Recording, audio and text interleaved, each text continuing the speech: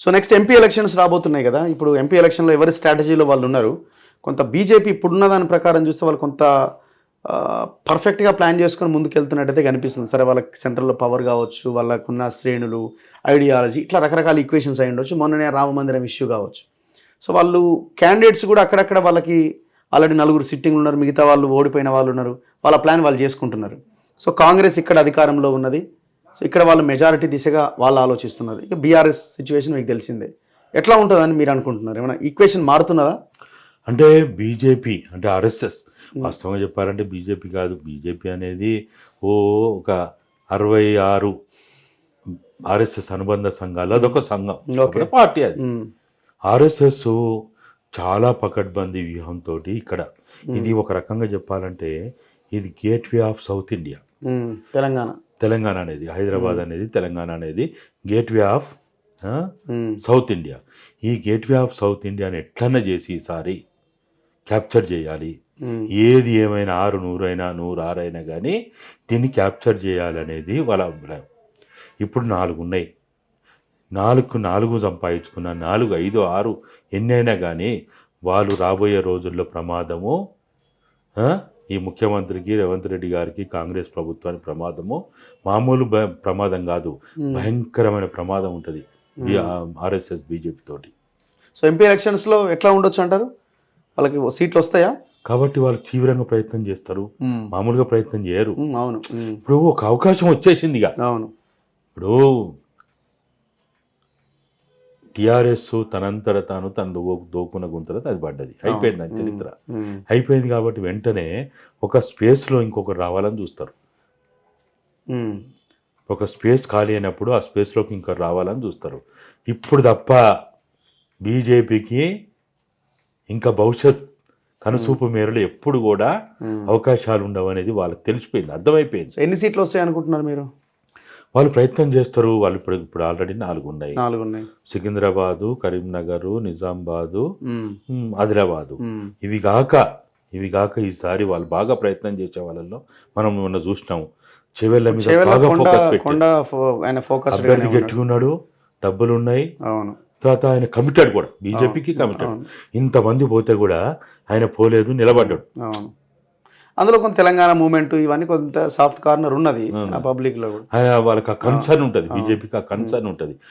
ఆ సీట్ మీద బాగా ఫోకస్ పెడతారు. మహబూబ్ నగర్ సీట్ మీద బాగా ఫోకస్ పెడతారు. ఈ 2 అయితే భువనగిరి ఉన్నది, భువనగిరి క్యాండిడేట్ లేడా వీళ్ళకి కాంగ్రెస్ పార్టీకి మరి ఎవరైతే అదే నల్గొండ రెడ్లు, మీది కూడా నల్గొండే కదా. నల్గొండ రెడ్లు ఒక విచిత్రమైన రెడ్లు ఆడ. అసలు మాకు బయట ఎక్కడ రెడ్డల్లో ఈ ముఠాట్ రెడ్లు ఉంటది, వారు నడుస్తుంది. అంటే అధికారంలో ఉన్న పార్టీ అయినా సరే ఇద్దరు ఒకే పార్టీలో ఓడగొట్టుకుంటారు. అదేందో మరి మాకు వరంగల్ రెడ్లు అసలు నేను ఎప్పుడు ఇన్లే. అక్కడ ఉన్నది రెడ్లు చాలా మంది ఉన్నారు కదా అక్కడ కూడా, కానీ ఎప్పుడు ఎక్కడ ఇన్లే. కానీ ఇక్కడేమో అదొక చరిత్ర. నల్గొండ జిల్లా ఆ ప్రత్యేకత. మళ్ళీ మహబూబ్నగర్ కూడా పెద్దగా ఉన్నట్లేదు. అప్పుడప్పుడు దీని వాసన ఆడ కూడా పడుతుంది కొద్దిగా. ఇక మెదక్కు ఇటువంటి ఎక్కడ కనపడదు. అలా అక్కడ పరిస్థితి ఉండే.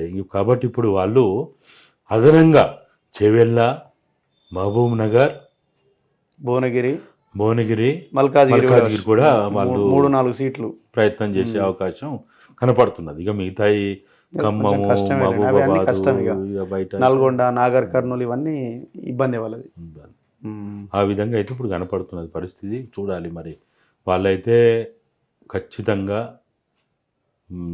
గతంలో చేసిన ప్రయత్నం కంటే కూడా ఎక్కువ ప్రయత్నం చేస్తారు. కాంగ్రెస్ ఎట్లా ఉంది? వాళ్ళ ఆలోచన ఎట్లా కనిపిస్తున్నది?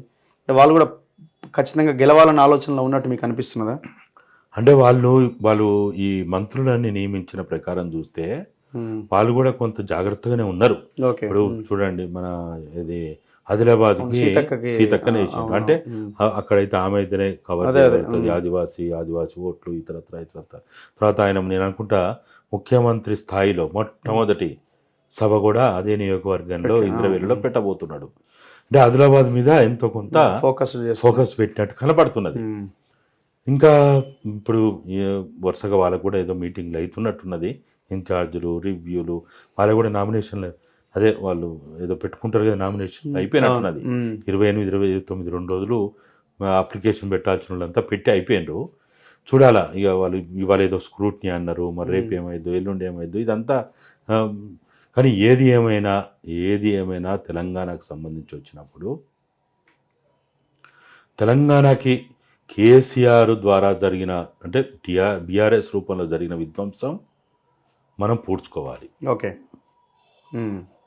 మనందరం ప్రయత్నం చేయాల్సింది తెలంగాణకి జరిగిన నష్టం ఏదైతుందో ఆ నష్టాన్ని మనం పూడ్చుకోకపోతే మనం ముందుకు పోలేము. రాజకీయాలు ఎన్నికలప్పుడు రాజకీయాలు మాట్లాడుకుందాం, కానీ అసలు ఇప్పుడు తెలంగాణకి ఇప్పుడు ఏం కావాలి అనేది ఎక్కువగా మాట్లాడుకుంటే ఎక్కువ చర్చిస్తే, ఇప్పుడు నా ఉద్దేశం అయితే గత ప్రభుత్వం సర్ఫకాస్ భూములు, పైగా భూములు, కాందిశీకుల భూములు, ఎండోన్మెంట్ భూములు, వక్ఫ్ బోర్డ్ భూములు, సీలింగ్ భూములు, గవర్నమెంట్ ల్యాండ్స్, ఇనాం భూములు, శిఖం భూములు, అనేక రకాల చెరువులు, కుంటలు, మంచి చెడ్డ గుట్టలు అన్నిటిని ఏదైతే భూములను అన్యాక్రాంతం చేసిందో, అటవీ భూములను ముంచి ఇక వాళ్ళు భూమిలే భూములనే తిన్నారు, పట్టినే తిన్నారు విధవలు. అసలు ఇక వాళ్ళని మీడియా ద్వారా మాట్లాడొద్దు, కానీ ఎంత బాధ అవుతుందంటే అంత చేసింది. అయితే నా ఉద్దేశం ఏంటంటే ఈ ప్రభుత్వానికి గత ప్రభుత్వం చేసినటువంటి తప్పుడు నిర్ణయాలు ఏవైతే భూముల విషయంలో చేసిందో, మీరు ఆ భూములన్నిటిని కూడా ప్రత్యేక శ్రద్ధ పెట్టి వాటన్నిటిని వాపసు తీసుకురండి. వాపసు తీసుకొని వచ్చిన తర్వాత మీరు అదేది స్విట్జర్లాండ్ ఎక్కడికి పోతుంది కదా, దావోస్కు అమెరికా ఎక్కడ పోవాల్సిన అవసరం లేదు, అప్పులు తేవాల్సిన అవసరం లేదు. వెనక్కి తెచ్చిన భూములలో 25% భూములను వేలమేసి మార్కెట్ వాల్యూ ప్రకారం కనుక అమ్మితే 2 సంవత్సరాలు వీళ్ళు ఇచ్చిన 6 గ్యారెంటీలని, గతంలో ఇచ్చిన హామీలన్నింటినీ కూడా ₹1 అప్పు తీసుకురాకుండా నడపచ్చు. అవును, లక్షల కోట్లు. ఏముంది, నిన్న ఈ హెటిరోగ్ వాడు ఇచ్చిన 15 ఎకరాలు అదే దగ్గర 700 నుంచి 1000 కోట్లు. టీఆర్ఎస్ తీసుకున్న 11 ఎకరాల వాల్యూ 500 నుంచి 1000 కోట్లు. అన్ని కోట్లే కదా, లక్షల కోట్ల రూపాయలు సర్వనాశనం చేసిండ్రు. అసలు మొత్తం భారతదేశంలో ల్యాండ్ బ్యాంకు అంటే గవర్నమెంట్ ల్యాండ్ బ్యాంకు తెలంగాణకు ఉన్నంత భారతదేశంలో ఎక్కడా లేదు. అంటే విలువైంది. వేరే చోట్ల ఏదో ఫారెస్ట్ భూమి ఉండొచ్చు, ఛత్తీస్గఢ్లో ఫారెస్ట్ భూమి మస్తున్నది, రాజస్థాన్లో ఎడారి భూములు చాలా ఉన్నాయి, కానీ అత్యంత విలువైనటువంటి భూములు ఈ తెలంగాణలో ఉన్నంత ఎక్కడా లేదు. Anyway, thank you very much Innaiah గారు, thank you very much. So ఈ మధ్యకాలంలో జరిగిన అనేక ఇష్యూస్ పైన ఇన్నయ్య గారితో విశ్లేషణ చూస్తూనే ఉండండి మన తొలి వెలుగు.